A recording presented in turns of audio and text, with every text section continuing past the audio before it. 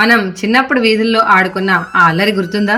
Smart ఫోన్లు లేని ఆ రోజుల్లో మనల్ని గంటల తరబడి మురిపించిన అద్భుతమైన ఆట రింగు రింగు బిళ్ళ. ఈరోజు మన వీడియోలో ఆ మధురమైన జ్ఞాపకాలను మళ్ళీ గుర్తు చేసుకుందామా?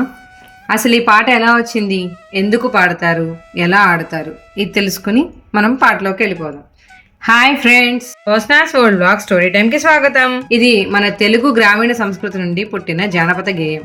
పల్లెటూరు పిల్లలు ఆడుకుంటూ ఒకరి నుంచి ఒకరు నేర్చుకుంటూ తరతరాలుగా ఈ పాటని మనకు అందించారు. పిల్లల్లో ఏకాగ్రతను పెంచడానికి, వస్తువుల పేర్లను సరదాగా గుర్తుంచుకోవడానికి, అందరూ కలిసిమెలిసి ఉండాలనే ఐక్యతను చాటడానికి ఈ పాట పాడతారు.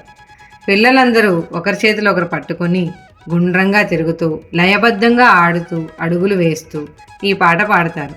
పాట ముగిసేసరికి అందరూ ఒక్కసారిగా కింద కూర్చుని నవ్వుకుంటారు. అలాంటి పాటలోకి వెళ్ళిపోదామా?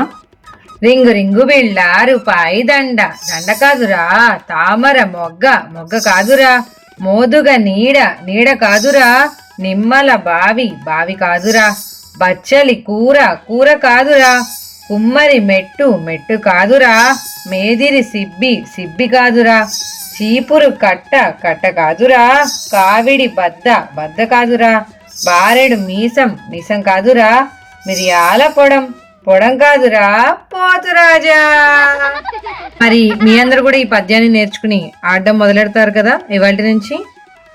సరే, ముందు వీడియోలో అడిగినటువంటి ప్రశ్న, సుమతి శతక కర్త ఎవరు? జవాబు బద్దెన.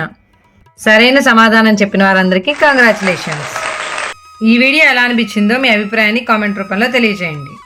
వీడియో నచ్చితే ఖచ్చితంగా లైక్ చేయండి, షేర్ చేయండి. కొత్తగా మన ఛానల్ చూస్తున్నవారు ఖచ్చితంగా సబ్స్క్రైబ్ చేసుకోండి. వీడియోతో మళ్ళీ కలుద్దాం.